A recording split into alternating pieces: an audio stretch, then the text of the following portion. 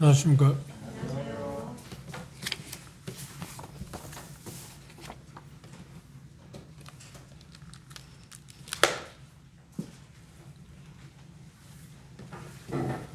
로마서 7장 마지막 부분 살펴보겠습니다.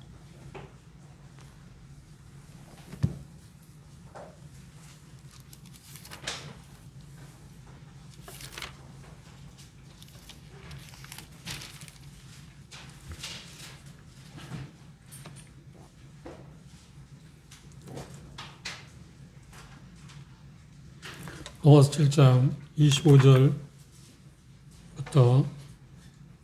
8장 4절에 있는 말씀까지 한 절씩 교도하겠습니다. 로마서 7장 25절입니다. 제가 먼저 읽겠습니다. 오라 나는 곤고한 사람이로다. 이 사망의 몸에서 누가 나를 건져내랴.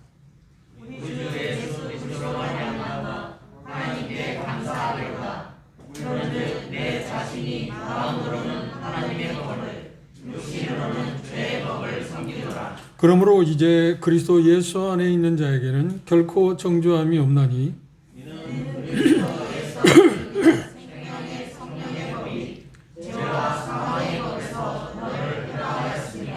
율법이 육신으로 말미암아 연약하여 할 수 없는 그것을 하나님은 하시나니 곧 죄를 위하여 자기 아들을 죄 있는 육신의 모양으로 보내어 육신에게 죄를 정하사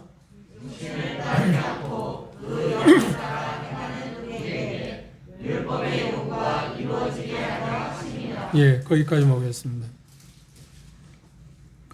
여기 바물사도는 자기 자신이 하나님을 기쁘시게 할 수 있다고 하는 그런 마음에서 어떻게 하면 하나님을 기쁘시게 할 수 있을까 하고 이런저런 노력을 다 기울였습니다. 그런데 결과는 그게 가능하지 않다는 것을 발견했습니다. 그래서 여기 표현 가운데서 오라 나는 여기 보는데 곤고한 사람이라고 표현한 것은 자포자기. 다시 말하면 자기 자신이 아무리 해도 가능성이 없기 때문에 자포자기에 들어간 상태에 대한 표현이기도 합니다. 그런데 어떤 분은 이 표현을 가리켜서 뭐라고 표현했냐면 성경적인 표현 가운데서 가장 아름다운 표현 가운데 하나다. 왜냐하면 이 자체가 승리를 위한 것은 아니지만 승리를 향해서 갈 수 있는 가장 지름길이라는 기초가 되는 부분을 자기가 보았기 때문에 발견했기 때문이라고 표현해서 참 맞는 말이라 생각합니다. 24절에서 이야기하고 있는 곤고한 사람이라고 하는 뜻, 곤고한 사람이란 무엇을 말하는가? 우리가 공부한 것처럼 본 것처럼 하나님의 율법의 요구를 자기 자신의 힘으로 노력한 사람입니다. 거듭났기 때문에 새로운 생명이 자기에게 주어졌기 때문에 하나님을 기쁘시게 할 수 있다. 하나님의 요구를 충분히 지킬 수 있다고 생각했고 그리고 그것에 대해서 계속 시도해 본 사람입니다. 그런데 결국은 어떤 자리에 일어나나 전혀 그럴 만한 사람이 아니다. 자기 자신에게 그런 힘이 없다. 연약하다고 하는 것을 자기가 발견하고 나서 이렇게 최후의 통첩, 자기 자신에 대한 최후의 통첩, 나는 불가능하다 하는 것을 느꼈기 때문에 여기 곤고한 사람이라는 표현을 써서 자기가 하나님의 요구사항에 대해서 자신의 힘으로는 도대체 어떤 것도 달성할 수 없었기 때문에 나오는 그 사람의 마음에서 나오는 탄식, 절규라고 생각할 수 있습니다. 그가 19절에 보면 하나님께서 자기에 대한 그 율법, 하나님의 요구사항을 자기 자신의 힘으로 뭔가 할 수 있다고 요구하고 계시다고 하는 것을 그가 착각했습니다. 율법에서 해방되었다고 하는 말은 뭘 말하는가요? 하나님께서 우리에게 하나님의 요구사항을 우리의 힘에 의해서 할 수 있지 않다고 하는 것을 선언한 것입니다. 그것이 율법에서의 해방이라고 표현했습니다. 그걸 잘못 오해하면 나는 하나님을 위해서 아무것도 할 필요가 없는가? 그거하고는 전혀 다른 겁니다. 수동적인 자세도 있는가 하면 능동적인 자세가 있습니다. 이것을 잘못 생각하게 되면 심각한 교류적인 오류에 빠지기도 하고 그것 때문에 생각보다 삶에서 엄청난 문제가 오기도 하고 또 거기에 잘못돼서 이단적인 그런 교리가 파생하기도 했습니다. 이것의 균형을 찾는 것은 대단히 중요한 항목입니다. 바울 사도는 19절에서 이야기한 것처럼 하나님께 자기에게 율법의 요구를 자기로 하여금 지키라고 명령하셨다고 오해를 했습니다. 생각을 했습니다. 자기 자신 스스로 착각하기를 뭐냐면 내가 이제 새로운 생명이 내 안에 왔기 때문에 내가 하나님을 기쁘시게 할 수 있지 라고 생각했다는 말. 그리고 계속해서 그걸 달성해 보려고 노력했다고 하는 이야기입니다. 그런데 그 노력의 결과는 어느 쪽으로 흘렀다고요? 여기 표현한 것처럼 사망의 몸위에서 이르렀다. 사망의 몸에 이르렀다. 이 사망이라는 말은 뭘 말하는가요? 사망은 죽음에 대한 이야기이기도 합니다.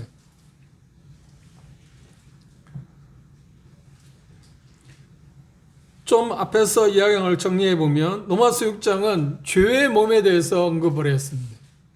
그리고 로마서 7장에는 사망의 몸에 대해서 이야기했습니다. 로마서 6장 6절에 죄의 몸에 대해서 이야기했고 지금 7장 24절에 이야기한 것처럼 사망의 몸에 대해서 언급을 했습니다. 죄와 관련했을 때 나는 죄의 몸을 갖고 있습니다. 죄를 지을 수 있는 가능성이 있다고 하는 것을 그렇게 표현했습니다. 그런가 하면 율법과 관련해서는 어떤 몸을 갖고 있나? 여기 표현하고 있는 것처럼 사망의 몸을 갖고 있다. 그 말이 대단히 어려운 말인 것처럼 보이지만 쉽게 풀이하자면 무슨 말이냐면 하나님의 요구사항을 나는 절대적으로 지킬 수 없는 무능력한 사람이라고 하는 말을 뭐라고 하냐? 사망의 몸이라고 표현했습니다. 이해하셨나요?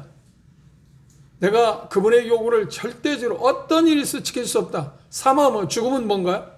가장 연약함의 극치, 그게 죽음 아닌가요?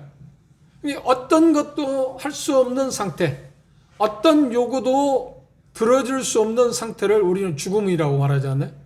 이게 최고의 연약함, 더 이상 낮아질래야 낮아질 수 없는, 연약할래야 연약해질 수 없는 최고의 바닥이 뭐냐면 죽음입니다. 사망입니다. 그래 바울 사도는 자기의 고백을 통해서 하나님의 율법을 지킬 수 있을 거라고 노력하고 아무리 노력했음에도 불구하고 결국은 도대체 거기에 이를 수 없다는 것을 발견했다. 그러니까 자기는 정말 연약한 사람이다. 아무것도 할 수 없다 하는 표현을 뭐라고 했다고요? 사망의 몸에서 누가 나를 건져내면 좋겠냐. 사망의 몸에라는 단어를 그렇게 썼습니다. 그러니까 지금 사망의 몸이라는 것은 7장의 주제가 뭐냐면 하나님의 율법의 요구사항을, 그러니까 하나님의 요구사항을 율법이라는 표현을 했습니다. 그것을 내 자체의 힘으로 달성할 수 있을까, 성취할 수 있을까 생각하고 오해해서 곡해해서 시도를 해봤는데 아무리 해봐도 계속 실패하고 또 실패하는 모습을 통해서 자기가 발견한 게 뭐라고요? 나는 정말 연약한 사람이다. 나는 정말 절대적으로 연약하다. 그래서 그 표현을 곤고한 사람이라고 표현했고 그것의 결과가 뭐냐면 사망의 몸이라고 표현했습니다. 저는 절대적으로 연약하다. 그 어떤 것도 달성할 수 없다고 하는 표현을 그렇게 표현했습니다. 연약함의 극치, 가장 연약함의 최고조에 달한 것을 우리는 뭐라고 표현하냐면 죽음, 사망이라고 표현합니다. 죽음은 더 이상 연약해질 수 없는, 그리고 도대체가 어떤 것을 수선할 수 없는, 되돌릴 수 없는 그런 약한 상태를 가리켜서 죽음이라고 말합니다. 하나님의 요구사항이 요구와 관련해서 율법과 관련해서 7장에서 지금 계속 이야기했던 건 뭐냐면 자기가 아무리 노력해도 안 될 때 자기가 느끼는 게 뭔가요? 자기가 지금 갖고 있는 게 뭐라고요? 사망의 몸을 갖고 있다. 나는 지금 사망의 몸을 갖고 있다는 말은 무슨 말인가요? 하나님의 요구사항을 절대로 너는 준행할 수 없다고 하는 것을 사망의 몸이라는 표현을 통해서 그렇게 표현했다는 것을 여러분들이 기억하시면 됩니다. 하나님을 기쁘시게 할 수 있는 힘이 우리에 있다 없다. 절대적으로 없다는 표현을 사망의 몸이라는 표현을 썼습니다. 그런데 재미있는 것은 여기 표현하고 있는 것처럼 오라 나는 곤고한 사람이다. 이 사망의 몸에서 뭐라고 했나요? 누가 여기서 건져줄 수 있어? 누군가를 찾았습니다. 누군가를 찾았습니다. 어떤 것을 찾은 게 아닙니다. 여기서 우리가 배우는 정말 좋은 하나의 지혜가 있다면 뭐냐면, 바울 사도는 우리는 어떤 문제가 잘 안 되면 어떻게 그 문제를 해결하지? 어떤 방법으로 그 문제를 해결할 수 있지라고 접근하는데, 바울 사도는 어떻게나 어떤 방법을 찾은 게 아니라 누가 건져낼 거냐, 누가 나를 이곳에서 건져낼 거냐. 바꾸면 사망은 도대체 어떤 것을 하는 요구사항을 할 수 없는 난데 누군가가 나를 도와주면 그 일을 할 수 있다는 생각을 해요. 그걸 발견했다는 거예요. 그렇죠? 그게 달라요. 우리하고는 좀 다른 게 누가 건질 거냐, 누구를 찾았습니다. 그래서 다음 절에 바로 이어서 뭐라는 거야? 하나님께 감사합니다. 왜 하나님께 그런 감사했나요? 하나님께 감사한 이유인가? 그 누군가를 찾았는데 그분이 누구라고요? 예수 그리스도라는 것을 발견. 이게 놀라운 발견입니다. 이게 바울 사도의 계시로 주어졌어요. 우리에게는 이미 기록된 말씀이고, 기록된 말씀을 통해서 우리는 알아있고 알고요. 바울 사도는 그 기록되기 전이었기 때문에 하나님의 계시를 통해서 누가 나를 이곳에서 건져서, 그 말을 의역하면 무슨 말이냐? 내가 하나님을 기쁘시게 할 수 있는 절대적인 힘이 없는 사람인데, 사명의 몸을 갖고 있는 사람인데, 그런 말입니다. 그런데 바울사가 생각하는 것은 누군가가 나를 도와주면 그걸 할 수 있을 텐데 발견했다는 겁니다. 누군가가. 그러면 어디까지 이르렀나요? 자기가 절대적으로 그걸 할 수 없다는 사실을 발견했기 때문에 누군가를 찾은 것입니다. 그렇죠? 자기가 뭔가 할 수 있다고 생각하면 누군가를 찾을까요? 다른 사람을 찾을까요? 다른 사람의 도움을 찾나요? 아니요. 다른 사람의 도움을 찾지 않습니다. 우리의 인간관계에서도 우리가 어떤 일을 성취하기를 원하는데, 어떤 것을 하기를 원하는데 그 일을 내가 할 수 없을 때 우리는 어떤가요? 누군가 그걸 도와줄 수 있는 사람을 우리는 찾지 않나요? 그렇죠. 그런데 어떤 때 누군가를 찾나요? 완전히 자포자, 내 힘으로는 절대 안 된다, 이건 불가능하다 생각했을 때 누군가를 찾습니다. 바울 사도의 지혜는 바로 거기에 있었습니다. 나는 절대적으로 그걸 할 수 없다. 그 표현을 뭐라고? 사망의 몸이라고 표현했습니다. 이 표현이 우리에게 있어서 익숙하지 않은 표현인데 당시에 로마에서는 사형을 집행할 때 십자가라고 하는 것을 통해서 사형을 집행했지만 또 하나 끔찍한 사형 방법이 있었답니다. 그게 뭐냐면 범죄자에게, 살인자에게 죽음을 선언하는 것입니다. 지금은 사형제도가 우리에게 없어진 건 아닙니다. 사형제도 있는데 뭐 사형시키지는 않지 않나요? 그런데 당시는 어떤 범법자에게 사형을 집행할 때 어떻게 집행하느냐면 끔찍한 일, 생각해도 끔찍한 일입니다. 죽은 시체를 살아있는 그 범법자하고 입과 입을 마주치게 하고 눈과 눈을 마주치게 하고요. 비슷한 크기의 시체를 찾아가지고 그리고 같이 묶어놓은 거예요. 그런데 이 사람은 범죄자인데 살아있기는 한데 지금 뭘 자기가 갖고 있나요? 자기가 끌어안고 있는 건 누군가요? 죽은 사람. 그게 사망의 몸입니다. 바울 사도는 자기가 지금 살아있는 것처럼 보이지만 실상은 뭐라고요? 나는 죽은 자와 같다. 어떤 면에서? 하나님의 요구사항을 실천하는 일에 있어, 시행하는 일에 있어 절대적으로 불가능하다. 그래서 그가 깨달은 것이 뭐냐면, 찾은 게 누구냐? 누가 이 사망에서 나를 건질까? 누군가가 나를 도와줘야만 하나님의 요구사항을 내가 할 수 있다고 하는 것을 그가 생각해. 그 말의 표현입니다. 여기서 우리가 대단히 주목해야 할 게 뭐냐면, 바울 사도는 누군가가 도움이 있어야만 하나님의 요구사항을 들을 수 있다는 것을 그 알았다는 거예요. 그렇죠? 그걸 우리는 뭐라고 말하는 거예요? 은혜라고 말해요. 율법은 우리가 하는 거고, 누가 도와주지 않아도 내가 하는 거고, 율법은 그건데, 은혜는 뭔가? 누가 반드시 도와줘야만 어떤 일을 할 수 있다. 어떤 목적지에 갈 수 있다는 거예요. 어떤 일을 성취할 수 있다는 거예요. 하나님을 기쁘시게 하는 쪽에서 접근한다면, 하나님을 기쁘시게 할 수 있기 위해서는 누군가 도와줘야만 가능하지, 내 힘으로는, 자력으로는 가능하지 않다. 근데 자력으로는 가능하지 않다는 말을 뭐라고 표현했어요? 사망의 몸이라고 그랬어요. 사망의 몸. 사망의 몸의 표현을 여러분들이 이해하셨죠? 공고하다는 말은 그것에 극단에 이르렀을 때 고통스러운, 그러니까 곤고하다는 말은 뭔가요?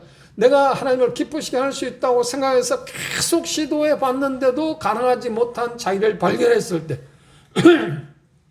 자기 상태를 발견했을 때 자포자기한 표현에서 나온 말이 곤고한 마음이라고 썼고, 그리고 사망의 몸은 도대체 그걸 달성할 수 없다고 하는 것을 자기 자신이 자포자기인 마음에서 최후의 울부짖지 마라 이야기했죠. 누군가가 도움이 필요하다. 누군가 도와줘야만 할 수 있다는 생각을 했을 때, 그것을 발견했을 때 자기 자신의 몸을 뭘로 보았어요? 사망의 몸에서 자기가 머물고 있는 것을 봤어요. 아까 그 당시에 1세기에 있어서 노아의 형벌을 살인자에게 죽음을 하는 방법 가운데 하나 방법을 이야기했어요. 한번 생각해 보세요. 너무 끔찍하잖아요. 죽은 시체를 자기가 함께 묶어서 가고 있다고 생각해 보십시오. 그런데 얼마 있다가는 어떻게 될까요? 교수에서? 그렇죠. 질식해서 죽을 거 아닙니까? 그렇죠? 그 사망 몸을 짊어지고 있는 거죠. 자기가 살아있기는 살아있는데 도대체가 어떤 것도 할 수 없는, 그렇죠? 최고의 연약한, 어떤 것도 할 수 없습니다. 그런데 그걸 발견하는 게 바울사도는 계시로 발견했지만 우리들 자신들이 그걸 발견하는데 생각보다 어렵습니다. 그리고 이건 한번 발견한다고 해서 그걸 깨닫는다고 해서 그게 지속되는 게 아닙니다. 우리 일상생활 계속 그걸 인정해야 합니다. 그 믿음으로 가야만 가능한 것입니다. 그런데 우리는 육신은, 사단은 자꾸만 우리에게 어떤 최고의 유혹이 뭔지 아십니까? 너는 할 수 있어. 너는 할 수 있어. 너는 해봐. 지금 올림픽 경기를 하고 있잖아요. 올림픽 경기에서 금메달을 딴 사람들이 그런 표현을 합니다. 사람마다 다르긴 하죠. 일반적으로 뭔가요? 할 수 있다. 할 수 있다. 그렇죠. 그건 육체적으로 자기들이 어떤 것을 할 수 있을지 모릅니다. 그러나 그것 살 수 있는 사람들도 소수의 사람 아닌가요? 금메달 따는 사람은 소수의 사람이지 대다수 아무리 할 수 있다고 노력한다고 해서 금메달 따는 거 아니지 않나? 안 그런가요? 그런데 영적인 일, 하나님을 기쁘시게 하는 일에 있어서는 절대적으로 할 수 있는 게 없어요. 그런데 우리는 자꾸만 그 부추기는 거예요. 최고의 유혹. 너 할 수 있어. 해봐. 그 유혹에서 벗어나지 못하는, 그런 걸 시도하는 거예요. 왠지 아세요? 육신이 있기 때문에. 육신이 뭐예요? 하나님을 내가 기쁘시게 할 수 있다는 생각이 자꾸만 우리 마음을 재촉질을 한다는 거예요. 그런데 그것을 바울사도의 것처럼 나는 공부한 사람, 내가 사망의 몸을 갖고 있다는 것을 발견하고 그걸 인정하는 것이 쉽지가 않습니다. 그걸 인정해야만 누구를 찾나요? 거기서 구원할 사람을 찾지 않나? 그러니까 바울사도는 그걸 찾았어요. 누가 어떻게 어떤 방법으로 찾은 게 아닙니다. 누가 건질 거냐? 그래서 즉각적으로 발견한 게 뭡니까? 바울사도가 발견한 것은 다음 말씀을 보시면 그렇게 말했습니다. 우리 주 예수 그리스도로 말미암아 하나님께 감사하다. 하나님께 감사하는 이유가 뭐란가요? 그리스도가 그분이 계시기 때문에, 그분 때문에 나는 하나님 감사한다. 그리스도로 말미암아서 하나님께 감사한다면 예수 그리스도께서 어떤 일을 하셨거나 하실 것이기 때문에 감사한다는 거 아닌가요? 누구를 찾았는데 누구를 발견했나요? 바울사도는 그리스도를 발견했어요. 그리스도를 발견했어요. 하나님께서 우리의 모든 필요를 충족시키기 위해서 하나님 주신 유일한 하나의 은혜의 수단이 뭔가요? 도구가 뭔가요? 그리스도입니다. 그리스도입니다. 그래 바울사도는 그의 서신에서 그의 고백 가운데는 내가 알고 내가 생각하는 모든 것은 항상 어때요? 그리스도다. 그리스도다. 그리스도다. 누구를 찾았는데 발견한 게 누구예요? 그리스도를 찾았어요. 그리스도를 발견했어요. 그 말은 뭔 말이에요? 내가 하나님을 기쁘시게 할 수 있는 사람이 아닌데 누군가 도움을 받아야만 가능한데 그를 찾았는데 하나님께 보여주는 분이 누구라고요? 그리스도. 그러니까 그 말을 말한다면 뭔가 그리스도로 말미암아서만 내가 하나님을 기쁘게 할 수 있다는 것을 발견했다는 거예요. 그분의 도움을 받아야만 가능하다는 것을 발견했다는 거예요. 그래서 하나님께 감사한 이유는 뭐가요? 하나님이 그리스도를 통해서 그 일을 하시기 때문에. 그러면 이 지점에서 조심스럽게 접근할 게 뭔지 아세요? 우리의 구원을 위해서, 여러분들 구원 받으셨잖아요. 죄성을 받았잖아요. 죄성을 받기 위해서는 하나님께서 예수 그리스도를 십자가에 못 박혀 죽으시고 죽은 자 가운데 3일 만에 다시 살아나시고 그 다음에 승천하시고 보좌 옆에 앉히시는 것을 통해서 성령이 오셔서 성령께서 예수께서 하신 일들을 우리로 하여금 믿게 하셨어요. 보여주셨고 말씀을 통해서. 그렇죠? 그걸 우리는 믿었어요. 그래서 결과는 뭔가요? 죄성을 받았어요. 칭의. 의롭다함을 받았습니다. 그건 역시 그러면 그 부분에서 우리는 누구를 통해서 구원을 받았나? 그리스도, 예수 그리스도를. 그분이 하신 일을 통해서. 하신 일입니다. 과거입니다. 그렇죠? 그러면 여기 사망의 몸에서 건지는 것은 과거 일입니까? 현재 일입니까? 현재 일이에요. 하나님을 기쁘시게 하는 일은 지금 현재 오늘 계속해서 해야 할 일인데 그 일을 예수 그리스도께서 이제 하신 일입니까? 하실 일입니까? 하실 일입니다. 현재 오늘 할 일. 그분이 오늘 하고 있다는 거예요. 그분이 도. 이게 차이점입니다.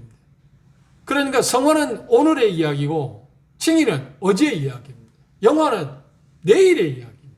미래의 이야기입니다. 그 시제가 각각 다르지 않나요? 문장의 시제가 다릅니다. 구원을 얻었다고 했을 때 과거 일입니다.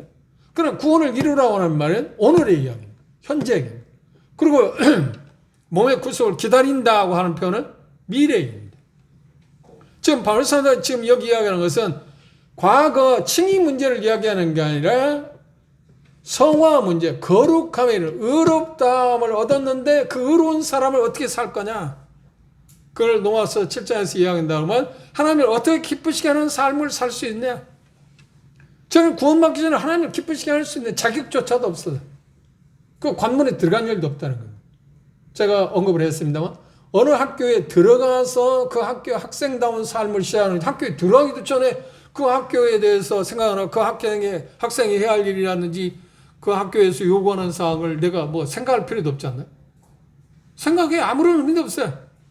구원을 받았기 때문에 예수 그리스도를 영접하고 구원을 받았기 때문에 우리는 하나님을 기쁘시게 할 수 있는 자격이 부여됐는데 그렇다고 해서 구원 받았다고 해서 하나님을 기쁘시게 할 수 있느냐? 자기는 부여됐어요. 그걸 실질적으로 우리의 삶 가운데 내 삶 가운데 오늘 어떻게 성취할 수 있느냐 하는 문제예요. 그게 바로 뭐라고요? 성화, 구원을 이루라. 그렇죠? 라고 하는 표현을 그렇게 표현했습니다.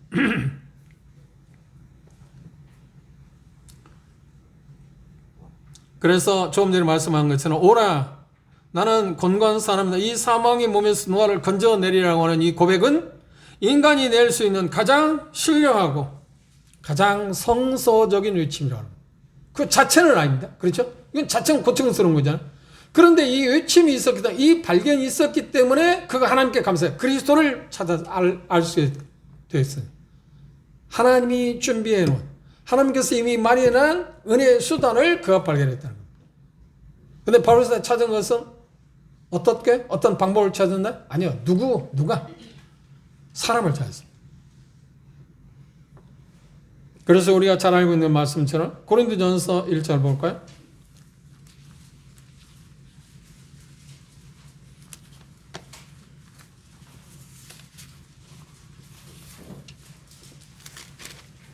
바울이 찾고 있는 우리가 찾아야 할 예수님이 어떤 분이라고요? 고린도전서 1장 30절을 한번 봅시다. 너희는 하나님께로부터 나서 이제 구원받았다는 말입니다. 그리스도 예수 안에 있고 예수는 하나님께로 나와서 우리에게 뭐가 돼? 지혜와 의로움과 거룩함과 구속함이 되셨으니 기록받아 자랑한 자는 다 주 안에서 자랑. 예수 그리스도 바울이 찾고 있는 예수 그리스도 여기 보면 그리스도는 말 의로움이 되셨다. 그런데 이 과거형으로서 되셨다. 이미 되었는데 우리 안에서 그 일을 현실적으로 이루어야 하잖아요. 그렇죠? 그 말을 쉬운 표현으로 하는 말 이렇게 표현할 수 있습니다. 우리가 구원을 받자마자 우리 안에 하나님의 형상이 이루어졌습니다. 구원을 받는 순간 하나님의 형상이 이루어졌습니다. 그 말을 성경 전체에서 말하는 예수님이 우리 안에 오셨다는 겁니다. 그럼 다른 표현하면 성령이 내주하셨다는 말입니다. 표현이 각각 다르지만 같은 이야기입니다. 성삼위일체이기 때문에 하나님이 우리 안에 계시다는 말이나 예수님이 내 안에 계시다는 말이나 성령이 내 안에 계시다는 같은 말인데 문맥에 따라서 다투면인데 그런데 현재는 가장 많이 쓰여진 단어 쪽에서 어느 쪽을 생각해 하는가요? 성령님의 내주. 그렇죠. 성령님의 내주. 그런데 여기에서는 지금 그리스도의 내주하심에 대해서 이야기해요. 예수님이 우리 안에 계시다. 하나님의 형상이 우리 안에 이루어졌습니다. 하나님의 형상이 우리 안에 이루어졌는데 그 구원과 더불어 시작되었습니다. 근데 성화란 말은 무슨 말? 하나님에서 우리 안에 이루어졌는데 그 형상이 밖으로 나타나는 것입니다. 그래서 바울사는 고린도 후서에 보면 너희 안에 하나님의 형상이 이루어지기 위해서 내가 다시 수고해야 하는가라고 질문했어. 반문했어. 그 안에 그들 안에 구원을 받았으니까 그렇죠? 거룩해진 사람들입니다. 하나님의 형상이 이루어졌지만 인침이 되어졌지만 그 형상이 고린도 성도들 삶에 드러나지 않는 거예요. 육신만 자꾸 드러나는 거예요. 그걸 볼 때 바울사들은 한탄하면서 그런 표현을 했어요. 언제 하나님의 형상이 여러분들에게서 나타날 거냐? 그러니까 안에 있는 게 밖으로 언제 노출될 거냐? 드러날 거냐? 나타날 거냐? 그게 지금 이야기하는 대로만 뭐냐면 성화라고 하는 것입니다. 이미 믿음으로 의롭다를 받았는데 그 의로운 삶이 어떻게 밖으로 퇴출될 거냐? 표출될 거냐? 드러날 거냐 하는 것입니다. 그런데 그 일을 자기 자신의 힘에 의해서 가능하다고 생각하는데 그게 포기됐습니다. 그리고 할 수 있는 게 뭐라고요? 바울사도 발견한 게 누군가가 도움이 있어야만 가능하다는 걸 발견했는데 알게 됐는데 그 누구를 찾았는데 누구를 하나님께 보여주셨다고요? 예수 그리스도. 그런데 그 예수 그리스도를 누가 보여주셨다고요? 하나님께서. 그래서 하나님께 감사하다고 말했어요. 우리가 바라봐야 할 분은, 우리가 찾아야 할 분은, 도움을 요청할 분은 누구라고요? 예수 그리스도. 정확히 말하면 예수. 여기에 본문에 있어요. 그렇죠? 그럼 이제 8장에 넘어가면 성령님에 대해서 이야기합니다. 그런데 우리가 이미 보았습니다만 로마서 7장 5절 주목해 보십시오. 우리가 육신에 있을 때는 율법으로 말미암는 죄의 정욕이 우리 지체 중에 역사하여 우리로 사망을 인하여 열매를 맺게 하였더니 6절 이제는 우리가 얽매였던 것에 대하여 죽었으면 얽매였던 것은 앞에서 해야 한다. 율법입니다. 죽었으므로 율법에서 벗어났더니 그 요구사항에서 이제 우리는 해방되었다. 이러므로 우리가 영의 새로운 것으로 섬길 것이요 의문에 묵은 것은 영의 새로운 것은 무엇인가요? 이 8장에서는 성령의 법이라고 말해요. 성령님으로. 여기 7장에서 이야기하는 예수 그리스도로 말미암아서. 그 이야기를 단어만 다르지만 주체는 누군가요? 하나님이시고 결국은 그 일을 성취하실 분이 누구라고요? 우리 안에서 활동하시는 분이 누구라고요? 예수 그리스도시고 정확히 말하면 8장에서는 이제 성령님께서 그런 이제 서신서에 가면 다른 서신서에 가면 어떤가? 이제 성령의 인도하심을 따르라고 이야기. 특별히 갈라디아에 있습니다.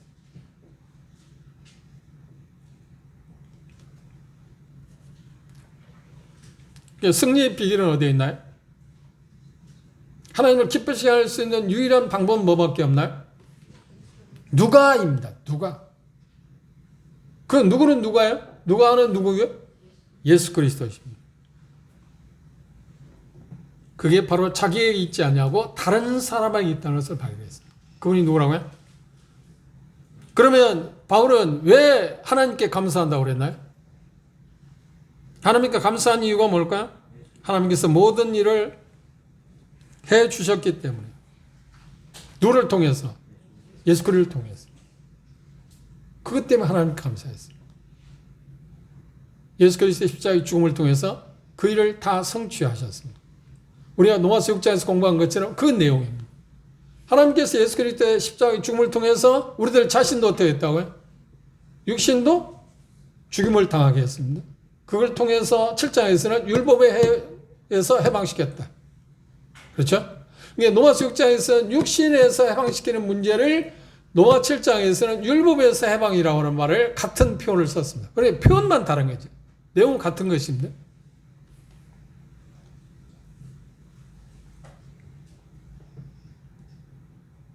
예수 그리스도를 통해서 하나님께서 그 문제를 해결해 주셨기 때문에 바울 사도는 하나님께 감사하다고 그랬습니다. 그러면 이 표현에서 바울 사도가 발견한 건 뭔가요? 자기의 요구사항, 다시 말하면 하나님의 요구사항을 유일하게 성취하실 수 있는 분은 누구라고요? 그 힘을 줄 수 있는 분은 누구라고요? 예수 그리스도밖에 없다. 예수 그리스도밖에 없다. 바울 사도가 발견해서 예수 그리스도밖에 없다고 알고 있는데 우리도 예수 그리스도밖에 없다고 알고 있는데 실상 우리의 삶에 적용을 하면 어때요? 아니요. 그렇지 않습니다. 이게 문제라는 거예요. 그래서 우리는 실패. 그러니까 우리가 구원받고 나서 성공한 때가 있었다고 하면 뭐냐면 내 힘이 아니라 그리스도를 의지했을 때, 그분에게 의탁해서 맡겼을 때, 우리가 자신을 드렸을 때, 6장에서 배워놓은 것처럼 그때 우리는 성공했어요. 그때 우리는 승리했어요. 그러기 전에 우리는 승리할 수가 없어요.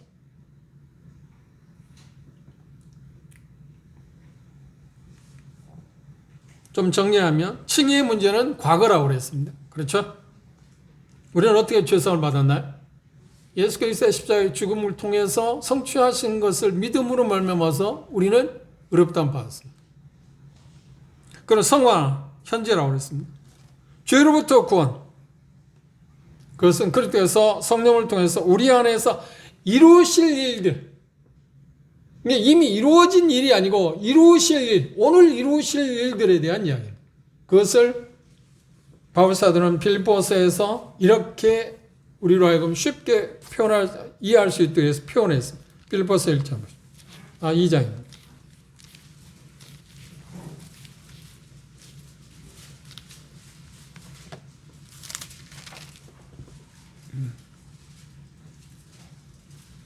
(12절입니다) 그러므로 나의 자들아 너희가 나 있을 때뿐 아니라 더욱 지금 나 없을 때에도 항상 복종하여 두렵고 떨림으로 너희 구원을 이루라. 구원을 이루라. 현재입니다. 그러면 구원을 어떻게 이루는 걸까 할 때 13절에 답을 냈습니다. 너희 안에서 행하시는 이는 누구라고요? 하나님이시니 자기의 기쁘신 뜻을 위하여 너희로 소원을 두고 행하게 하신다.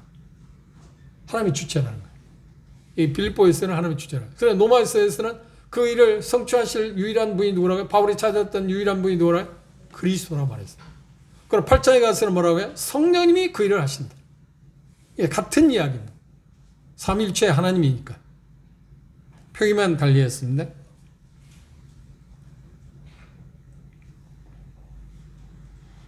빌립보서 2장에서 13절에 우리 안에서 행하시는 분은 누구라고요? 성령님이시다. 뭘 행하신다고요? 그분의 요구사항을 이루시는 겁니다. 아브라함이 창세기 22장에서 하나님에 대한 이삭을 바치는 걸 통해서 새로운 것을 보았는데요. 엄청난 복을 받은 게 있는데 그 중에 하나가 뭐냐면 여호와 하나님이 그분 자신을 위해서 모든 것을 친히 준비하시는 분이라는 것을 그때 봤어요. 그래서 여호와 이레라는 말을 썼잖아요.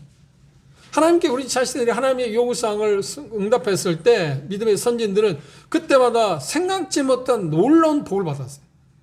그 복 가운데서 정말 아브라함이 발견한 놀라운 복이 있다면 하나님은 하나님의 요구사항을 이루기 위해서 그분이 준비하시는 분이다. 그래서 그분이 준비하신 건 뭔가요? 예수 그리스도를 우리를 위해서 준비하셨죠. 주셨잖아요. 예수 그리스도 통해서 그분이 모든 걸 성취하셨고 예수 그리스도 그분이 우리 안에서 다시 말하면 성령을 통해서 우리 안에서 그분의 요구사항을 지금 이루어가고 계신다는 겁니다. 그 칭의 문제는 과거 일이 아닙니다. 오늘 이야기. 오늘 성령님이 예수 그리스도께서 내 안에 계시는 예수 그리스도께서 어떤 일을 하시는 걸 통해서 그 일을 성취한다. 지금 바울 사도가 25절에서 이야기하는 말이 그런 말이에요. 그렇죠? 이게 이 교리에 있어서 대단히 핵심되는 내용입니다.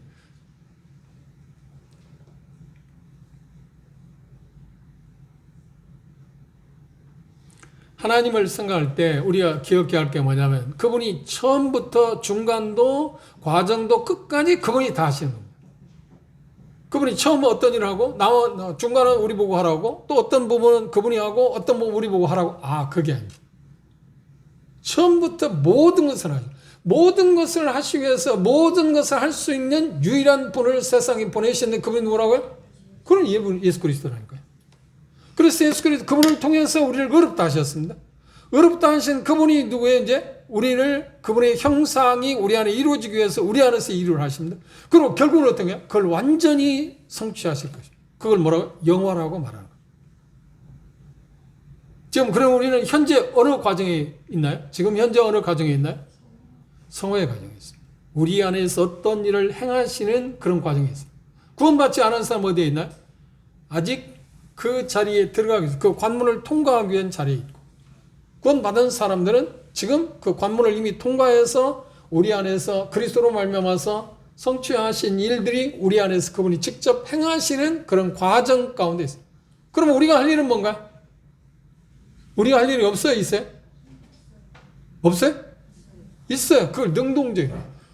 우리 안에 생하게 하신다고 할 때 우리가 뭔가 주체가 된다는 게 그분이 하시는데 그 일에 대해서는 우리가 할 수 있는 게 믿음이 필요하다. 믿음이 필요해요. 다시 생각해 보시죠. 똑같은 이야기입니다. 그래서 우리는 그것에 혼선을 갖습니다. 우리가 구원받을 때 한 일이 있나요? 없나요?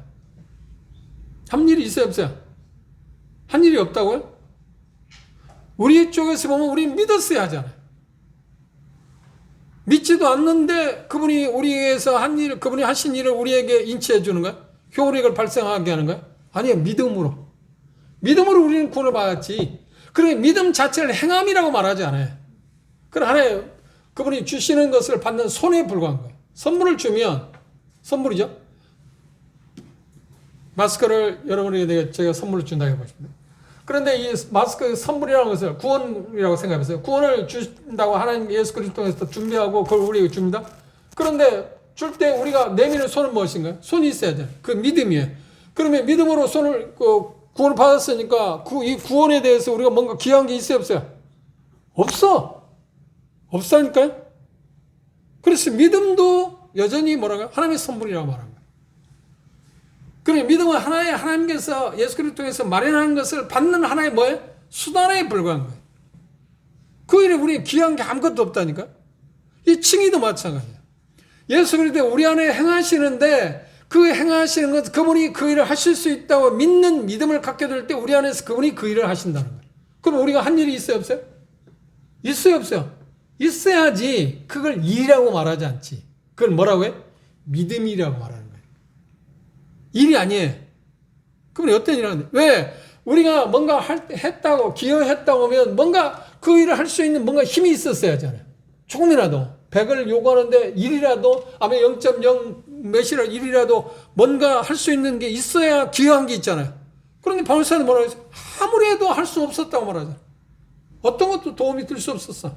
그래서 사망이 몸이라고 말했잖아요. 그런데 예수 그리스도를 통해서 그 일을 했다 하면 자기가 한 게 있어요? 없어요? 아무것도 없어요. 그래서 바울 사도는 이렇게 고백을 했어요.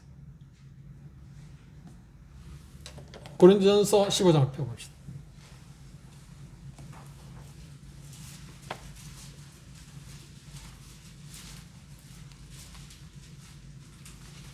(10절) 말씀입니다.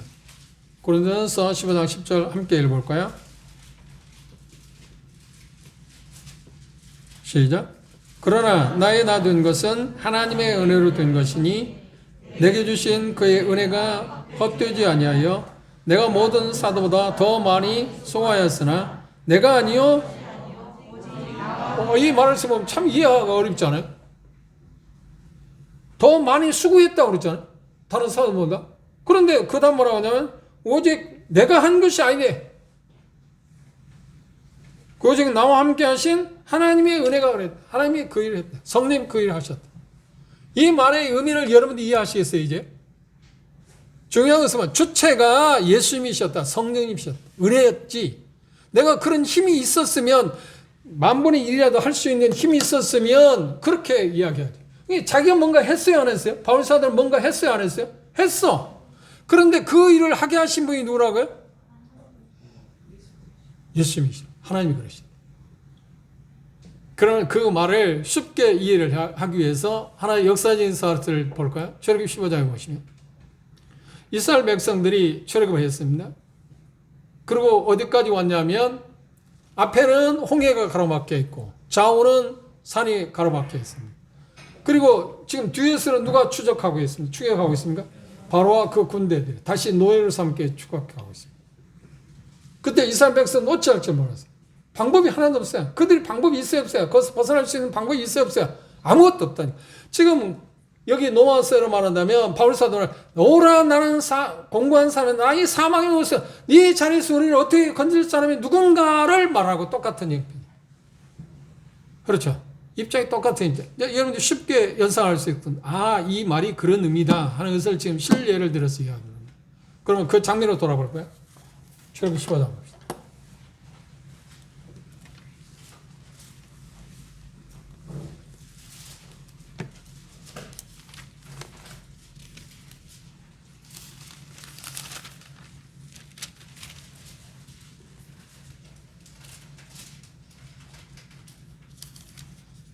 14장입니다.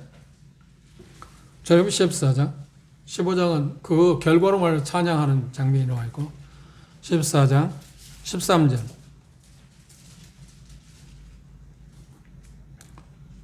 모세와 백성이 이르되 너희는 두려워 말고 가만히 서서 여호와께서 오늘날 너희를 위하여 행하시는 구원을 뭐라고요? 그들이 할 수 있는 게 뭡니까? 그 입장에서 앞에는 홍해 가로막혀요. 앞으로 갈 수도 없습니다. 좌우로 갈 수도 없습니다.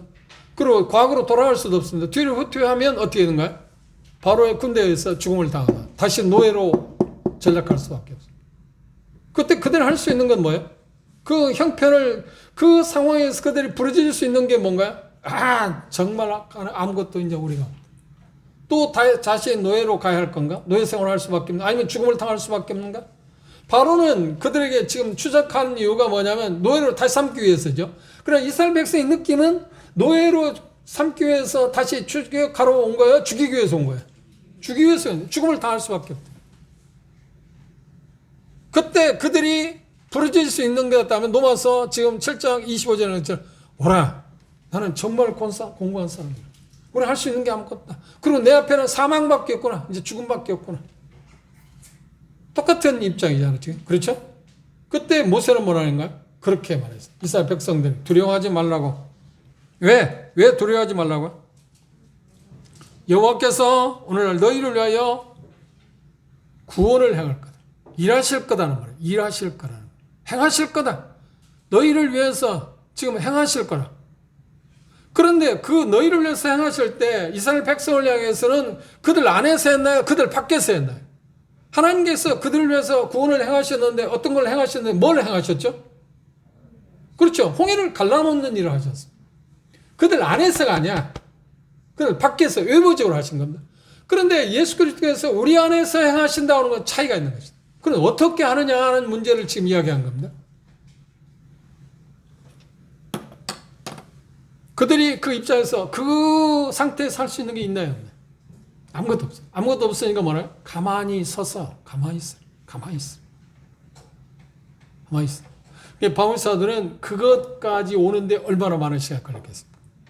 거기까지 오는데 그러니까 로마 7장 1절부터 시작해서 25절까지 오는데 수많은 고통을 당했습니다. 그런데 결국은 어떤가요? 나 할 수 있는 게 없다. 이제 가만히 멈추는 나 자신. 이게 자기 자신을 향해 살 수 있는 게 없다고 정지 상태에 있어요. 이스라엘 백성 가만히 있는 길밖에 없어요. 그렇죠? 그리고 이스라엘 백성들에게 하나님께서 말하겠나요? 모세를 향해서 홍해 바다를 내 지팡이를 들고 가르치라. 그러니까 홍해가 어떻게 갈라졌습니다. 홍해가 갈라졌습니다. 그리고 그 바로가 군대가 접근하는 것을 막기 위해서 구름 기둥이 이스라엘 백성하고 바로의 군대 사이를 가로막았습니다. 잠시 동안, 얼마 동안. 이스라엘 백성들이 홍해를 건너서 완전히 끝나기 전까지. 물론 홍해 갈라져서 이스라엘에서 건너고 있을 때 바로 군대는 추적했잖아요. 추격했습니다. 완전히 저쪽 홍해 이쪽에서 저쪽 바다로 건너자마자 앞에서 흐르던 물이 합쳐져 버리죠. 그래서 애굽의 군대는 어때요? 다 전물당했다고. 그런데 재미있는 역사적인 사건 가운데 보면 그 당시 바로의 바로 왕들 중에 바로가 그러니까 애굽의 왕들을 총칭해서 바로라고 하지 않나요? 왕들 중에 그 역사를 그 당시 모세가 출애굽할 때 그 역사 시기에 애굽을 통치했던 바로의 시체를 검사했는데 소금기에 절여 있었다. 미라로 만드는 소금기에 절여. 그래서 그 사람이 바로를 이스라엘 백성을 추적하다가 죽음을 당한 황제라 바로 왕이었다고 고고학자들이 찾아냈다고 하는 이야기를 들었습니다. 문서로 나온 걸 갖고 있는데요. 스크랩을 갖고 있는데 그건 일종의 추적입니다. 추정하는 것입니다. 그 사람일 거다. 왜 다른 황제들은 바로들은 아무도 그 소금기가 없는데 이 사람만 시체가 소금기가 있으니까. 우리가 그런 것을 그게 사실 한번 연상할 수 있잖아요. 바로나 그 군사들이 홍해에서 다 수장되었을 때 그러고 난 이후에 애굽에 생존해 있는 사람들이 정치가들이 아니면 군대들이 어떻게 했을까요? 바로를 찾았을 거 아닙니까? 홍해는 그렇게 엄청난 바다가 아니니까. 그래 시신을 수습하다가 해서 어떻게 했다고요? 미러로 만들었을 거다.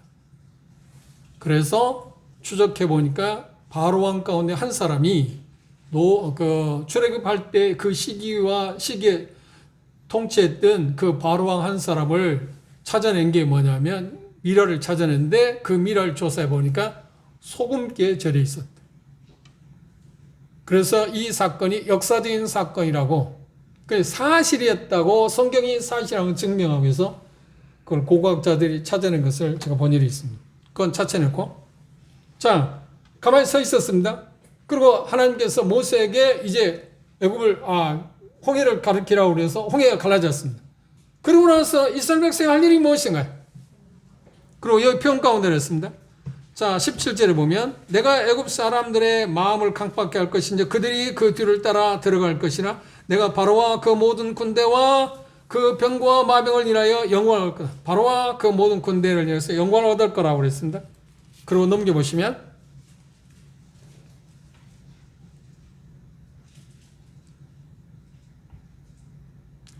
21절 주목해 보십시오. 모세가 저편 이편에 가까이 못하였다. 모세가 바다 위로 손을 내어민데 여호와께서 큰 동풍으로 밤새도록 바닷물을 물러가게 하시니 물이 갈라져 바다가 마른 땅이 된지라 이스라엘 자손이 바다 가운데 육지로 행하고 물은 그들의 좌우에 벽이 되니 애굽 사람들과 바로의 말들 그리고 병거들 그 마병들이 다 그 뒤를 쫓아가다가 바다 가운데로 들어오는지라 새벽에 이제 다시 물이 합쳐짐으로 말미암아서 모든 사람이 죽었다. 누가? 애굽 사람. 홍해를 갈라놓았습니다. 그럼 모세는 말합니다. 건너가라. 그렇죠. 그럼 건너간 사람은 누구입니까? 어린이 찬송이 주일학교 어린이 찬송이 홍해를 건너갈 때 날라서 아니고 비행기 타도 아니고 그리고 어떻게 했다고요? 걸어서 갔죠. 이게 대단히 중요한 거예요. 이스라엘 백성이 분명히 그들이 걸어갔다니까요. 어디를? 홍해를 건너갔어요. 그러니 건너가고 나서 그들은 말했어요. 하나님이 우리를 건너게 했다는 거예요. 언제 업어 날렸느냐? 업어 날린 일이 없어요. 그들이 갔어. 행했다니까요. 그럼 모세에게 분명히 말했어요. 이제 이스라엘 백성을 명해서 가라고 해라. 우리 이스라엘 백성 간 거예요, 이제 그때. 처음에는 가만히 있어야 할 때는 가만히 있었습니다. 움직이라고 하니까 어떻게 움직이는 거야. 그럼 움직이지. 나는 가만히 있으면 하나님이 구원하신다고 하니 가만히 있어야지. 가만히 있으면 죽어요, 안 죽어요? 죽지. 행한다는 게 지금 뭔가를 지금 이야기하고 있어요. 지금 이 실화를 든 겁니다. 그런데 그들이 홍해를 건너고 나서 우리가 걸어왔다는 사람이 있나요? 왜 우리가 걸어왔는데? 바울 사도가 이야기했잖아요. 자기가 행했잖아요. 근데 자기가 한 게 아니라는 말이에요. 왜 자기가 한 게 아니에요? 이스라엘 백성이 왜 자기들이 걸어서 홍해를 건너왔는데 왜 자기가 안 걸어왔어요? 자기들이 안 걸어왔다고요? 하나님이 하셨다고 그래? 거기에 초점이 있어요. 그들이 걸어갔어요. 바울이 했다니까요. 그런데 그거 할 수 있는 힘이 자기가 있었어요, 없었어요? 바울에게 없었어. 이스라엘 백성이 홍해를 건너갈 수 있는 힘이 있었어, 없었어? 없었기 때문에 하나님이 하셨다고 하는 거예요. 이 차이점을 아시겠어요? 그런데 분명한 것은 바울이 했고요. 이스라엘 백성이 건너갔다니까. 건너와서 내가 이걸 홍해를 건넜다 할 사람이 있냐고요. 정신 있는 사람, 미친 사람이 아니고서는 내가 홍해를 건넜다 할 사람이 누구예요? 건널 수 있는 사람, 가능성이 조금이나 있어야 내가 건넜다고 해도 믿어지지. 가능성이 전혀 없는데 어떻게 그걸 자기가 건넜다고 해요? 바울 사도 한 말이 고린도 15장에서 말해 그 말이에요. 자기가 했어요. 그런데 그 일을 하게 하신 분이 누구라고요? 하나님이. 이스라엘에서 건넜어요. 그런데 그 건너게 하신 분이 누구라고요? 하나님이 하셨다. 그래서 15장에 하나님이 했잖아요. 하나님이 우리를 건너게 하셨다. 이거 아시겠어요? 그런데 믿음으로 했다는 거예요. 믿음으로 했다는 거예요. 그렇죠? 그런데 여러분 10개라는 영화를 보면 그 장면을 연상할 수 있을 겁니다. 그런데 건너면서요. 엄청난 두려움 가운데 왜 본 일도 없으니까. 처음 일이니까. 그리고 언젠가 합쳐질지 모르잖아요. 믿음으로. 하나님께서 건너가라고 했으니까 구원을 볼 거라고 그랬고 구원의 길을 여셨기 때문에 그는 믿음으로 지금 걸어가는 거예요.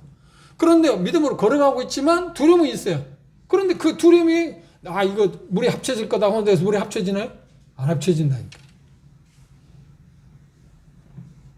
근데 우리가 주목해야 할 게 뭐냐면 우리가 염려하고 근심하고 두려워한다고 해서 문제가 생길 것 같아. 아유, 생기는 게 아니야. 그분이 하신 일에 대해서 내가 어떻게 생각하든 그건 변함이 없어요. 근데 문제는 뭔가? 내가 그걸 누리느냐 누리지 않느냐는 문제겠지. 평강을 누리느냐 누리지 않느냐. 그걸 믿는 고지헛대로 믿는 사람들은 어떻게 할 거야? 아무런 두려움 없어요. 여러분들 한번 생각해 보세요. 이스라엘 백성들이 홍해를 건너갈 때 어른들은 믿음의 연약한 사람은 두려움을 갖고 있을 겁니다. 그런데 막 태어나지 얼마 되지 않은 갓난아이들은 두려움이 있을까요? 없을까요? 몰라요. 그럼 막 태어나지 얼마 되지 않은 어린아이들은 두려움이 있을까요? 재미있을까요? 뭐 호기심일까? 이런 대상도 다 있나? 그렇죠? 그러나 두려움을 갖고 건너는 사람이나 아무런 두려움 없이 건너는 사람 똑같이 다 구원을 받았지만 건너는 과정 가운데 차이점은 뭔가요? 한 사람은 평안을 누렸고 한 사람은 두려움이 있었다는 거예요. 그러나 두려움이 있었든 평안이 있었든 모두 다 이스라엘 백성은 어땠나? 다 구원을 받았어요. 다 구원을 받았어요. 이게 하나님의 은혜입니다. 성화. 우리가 거룩함에 이루지 못한다 할지라도 우리는 결국 어떻게? 구원함에 이룰 거예요. 왜? 그분이 그 일을 하실 거니까. 최종 단계에서 우리는 하나님이 말하는 왕국에 들어가게 될 거라니까. 주인이 될 거라니까요. 그런데 문제는 뭐예요? 들어가는 과정 가운데 어떤 두려움 가운데 들어가는 사람이 있을 거고 부끄러움 가운데 들어가는 사람이 있을 거고 평안과 즐거움 가운데 정말 기쁨 가운데 들어가는 사람이 있을 거라는 거예요. 그 차이가 그것밖에. 그러나 결국 우리는 어때요? 다 들어간다. 왜? 예수 그리스도에서 하신 일이니까. 그럼 변경할 수 있는 게 아니야. 바꿔 말하면 하나님 이렇게 말씀하셨다면 다르겠죠. 이스라엘 백성. 야, 이걸 건너가는데 홍해를 건너가는데 두려워하는 사람은 죽는다. 두려워하는 사람은 건너갔다 할 줄 알아 죽일 거다. 두려워하지 말라. 두려워하지 말라고는 했지만 두려워하면 어떤 해를 입을 거라고 말씀하셨어요? 안 했어요? 그건 믿음을 요구하고 있을 뿐이에요. 그리고 기뻐하는 사람만 건너가겠다고 약속했나요? 아니야. 그게 아니야. 이스라엘 백성은 다 건너가는 거예요. 이스라엘 백성이기 때문에. 그럼 바로의 군대는 왜 죽음을 당했나요? 바로의 군대이기 때문에. 구속받은 사람들이 아니에요. 어린 양의 피에 의해서 구속받은 사람이 아니잖아요. 지금 이들은. 그 차이점이 거기에. 구속을 받았느냐 안 받았느냐지 구속받고 나서 두려움을 느끼느냐 안 느끼느냐 아무 상관이 없어요. 그건 상관이 없습니다. 단 건너는 동안 두려움을 가진 사람은 평안하지 못하고 조마조마하고 오금을 쪼린 가운데서 건넜을 거고 믿음을 가진 사람은 기쁨으로 건넌 두려움이 전혀 없이 말이에요. 그 차이점이에요. 그러나 결국은 다 어떻게 홍해 이쪽에서 저쪽으로 건너갔다니까. 이게 하나님 하시는 일입니다. 그 차이. 그렇죠? 뭔가 그들은 해야 해요. 가만히 있으라고 할 때 가만히 있어야 해요. 그럼 움직이라고 하면 어떻게 해요? 나아가라고 하면 해요. 그건 나아가는 거예요. 그래 나아갔을 때 그들이 내가 걸어갔기 때문에 홍해를 건너갔기 때문에 홍해를 건너갔다고 말하지 못하는 이거. 바울사가 한 말이 그 말입니다. 예수 그리스도께서 자기 일을 통해서 그 일을 하셨기 때문에 은혜라고 표현했습니다. 하셨기 때문에 자기가 하기는 한 것처럼 보이지만 내가 한 게 아니라는 말을 못해요. 주체가 자기가 아니었다. 쉬운 말로 하면 자기는 도구로 사용되어졌다는 겁니다. 이 차이. 그렇죠? 그러나 분명한 것은 뭐예요? 하나님의 손에 잡혀졌을 때 하나님이 쓰고자 하는 대로 자기가 움직였다는 거예요. 빌보서 2장에서 13절에 이야기해서 우리 안에 행하시는 분이 그분이라고 했을 때 거기에 수동태도 있고 능동태도 있어. 우리가 할 일은 뭐예요? 그렇지. 그분이 요구대로 우리가 움직이는 거예요. 그걸 믿음이라고 해요. 믿음으로. 구원받을 때 똑같은 믿음이라니까. 그 믿음을 누가 행했다고 그래? 에베소 2장 8절에 뭐라고요? 구원은 어떻게 하다? 행함으로 받은 게 아니라 은혜로 받았다고 하잖아요. 그건 우리는 믿었어요. 믿지 않고는 구원을 받을 수 없잖아요. 그런데 믿었다고 해서 믿음을 행함이라고 말하는 사람 아무도 없잖아요. 성화도 마찬가지입니다. 이 부분을 여러분들 이 차이를 정말 이해한다는 게 그렇게 쉽지 않을지도 모르지만 그 오면 그 차이를 분명하게 기억하고 있어요.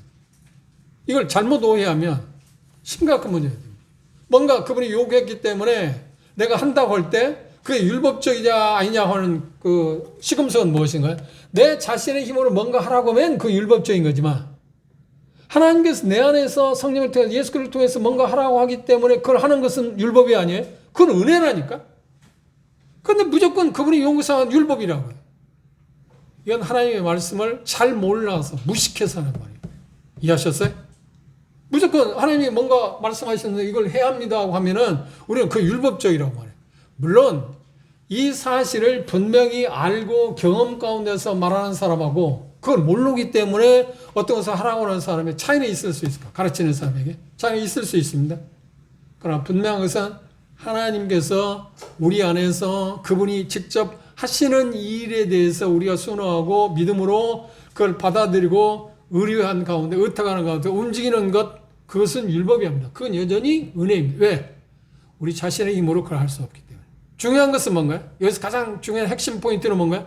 바울은 절대로 그걸 할 수 없었다.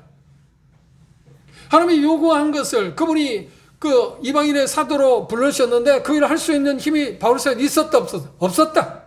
그런데 그 일을 누가 하게 하셨다? 성령님께서 하게 하셨다는 겁니다. 그걸 고린도서 15장에서는 뭐라고 해서 은혜가 그걸 하게 했다. 은혜가 그걸 하게 했다.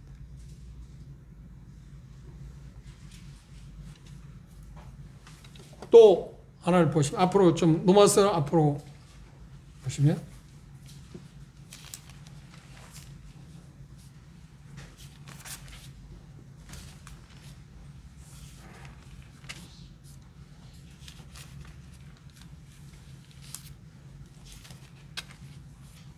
아피아입니다. 넘어서 같은 표현입니다. 15장을 보십시오. 중요하기 때문에 지금 여러 변에서 짚고 있습니다. 15장 18절 좀 넘어서 15장 18절. 그리스도께서 이방인들을 순종케 하기 위하여 나로 말미암아, 나는 누구인가요? 바울입니다. 나로 말미암아 말과 일이며 표적과 기사의 능력이며 아니라 능력으로 성령의 능력으로 역사하신 것 외에는 내가 감히 말하지 않는다. 그래, 자기의 사역에 대해서 평가할 때 뭐라고 했나요? 누가 그 일을 하게 했다고요? 성령의 능력. 로마서 7장에서 뭐라는 거예요? 영으로. 영으로 뭔 것이 아니라 영으로. 성령님으로. 그런데 하나님께서 그 일을 어떻게 했다고요? 여기 표현한 것처럼 바울 사도의 말과 일, 그의 행한 것, 그 일에 대해서 표적과 기사와 능력을 더하심으로 말미암아 그걸 성취하게 했다. 그걸 성취하게 하신 분은 누구라고요? 주체는 누구였다? 성령님이고. 그런 은혜를 베푸시는 분은 누구라고요? 그 도구, 그런 것을 모든 것을 마련하고 행할 수 있도록 하신 분은 누구라고요? 하나님이 그렇게 하셨다. 로마서 7장 25절에 말한 것처럼 내가 하나님께 감사, 그리스도 예수로 말미암아 하나님께 감사한다. 왜? 누가 그걸 구원할 수 있느냐고 표현했을 때, 찾았을 때 그리스도를 발견했는데 하나님께서 그리스도를 통해서 그 일을 성취하셨고 성취하실 것이기 때문에 바울 사도는 감사했습니다. 그런 자에게, 그런 상태에 있는 자에게 로마서 8장 1절은 뭐라고 한 거야? 이제 그리스도 예수 안에 있는 자에게는 뭐예요? 결코 정죄함이 없다고 이야기한 것입니다. 그런데 제가 언급을 잠시 한 일이 있습니다만 로마서 8장 1절은 구원받은 사람들에 대한 구원받을 때 상황을 이야기하는 게 아닙니다. 지금 시기가. 그래 과거가 이야기 아닙니다. 보시면 그러므로 이제 그리스도 예수 안에 있는 자에게는 그러므로는 뭔가 앞에서 지금 이야기하고 있는 것 연결하면 이렇게 연결할 수 있습니다. 바울사는 자기 힘에 의해서 뭔가 할 수 있다고 계속 노력해도 가능하지 않았습니다. 그래서 나오는 것이 탄식하는 게 뭐예요? 나는 정말 곤고한 사람이다. 절대로 불가능하다는 사람을 발견하고 부르짖는 겁니다. 자포자기한 상태입니다. 그래서 그런 이야기를 하면 사망의 몸, 내가 그걸 할 수 없다고 하는 사람이라는 것을 발견했습니다. 그걸 사망의 몸이라고 했습니다. 그때 바울사도 뭔가요? 누가 이곳에 나를 건질 사람, 누군가 나를 도와주면 그걸 할 수 있을 텐데 누구를 찾았습니다.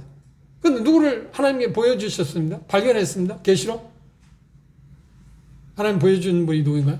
예수 그리스도로 말합니다. 그 상황을 연결해서 그걸 말하고 나서 그러므로 그런 상황에 있는 사람, 그리스도를 온전히 의지하고 있는 사람들에게 이제 유표한 것처럼 결코 정죄함이 없다. 이는 그리스도 예수 안에 있는 생명의 성령의 범위 죄와 사망의 메스더를 뭐라고 했다고? 해방하였기 때문이래. 여기에서 이제는 다른 표현을 썼습니다. 그리스도라고 25절에서 이야기하는데 이제 8장에 가서는 뭐라고 하냐? 생명의 법, 성령의 법에 대해서 언급을 했어요. 대치되고 있습니다. 하나는 죄의 법이 있고, 그렇죠? 또 하나는 뭔가요? 생명의 법이 있습니다. 사망의 법이 있고 생명의 법이 있습니다. 죄의 법이 있고 성령의 법이 있습니다. 이 두 가지가 대치되어 있습니다. 그걸 우리가 좀 기억하는 게 필요할 것입니다. 그러면 한번 생각해보세요. 좀 이제까지 공부한 것을 정리하면 로마서 5장부터 6장까지 보면 아담 안에서와 그리스도 안에서라는 걸 대비했습니다. 그렇죠? 우리가 공부한 걸 여러분 생각해 보십시오. 그런가 하면 7장 1절에서 8장 부분에 보면 육신 안에서와 이제 어느 안에서? 성령 안에서라고 했습니다. 영으로.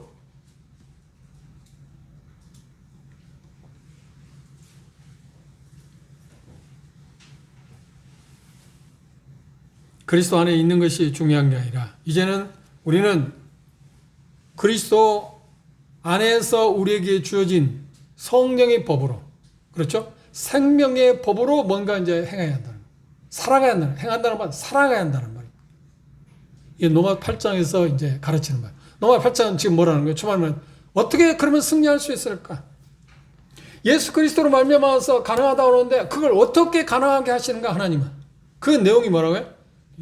지금 8장 1절에서부터 초반부에 이야기하고 있는 내용. 다음 시간에 우리는 어떻게 그러면 승리할 수 있을까? 그 말은 바꿔 말하면 뭐라 한다고요?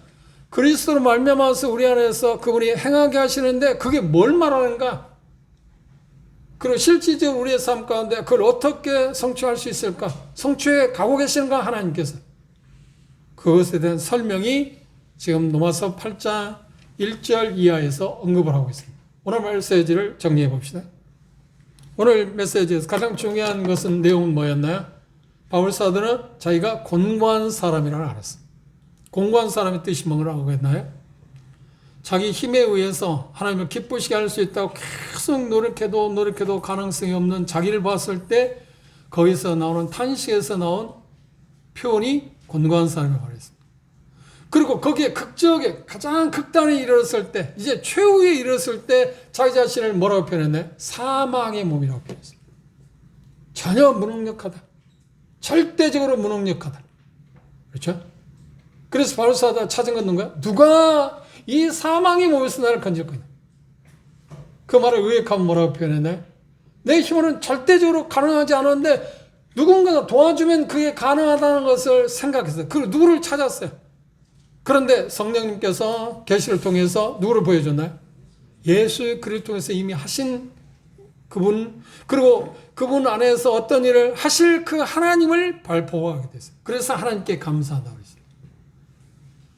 그 실질적인 이제 내용이 어디에 나와 있다고요? 8장에 나와 있습니다. 오늘은 로마서 7장 25절에 있는 곤고한 사람, 사망의 몸이라고 하는 그 표현의 의미를 우리가 잘 생각해 봤습니다. 이걸 꼭 잊지 마시고 다음 시간에 우리가 이제 8장으로 들어가 승리하는 법, 어떻게 새로운 성령의 법이 우리를 지배하고 우리로 하여금 하나님의 요구사항을 성취해 갈 수 있는가 라고 하는 부분들을 우리가 볼 수 있게 될 것입니다.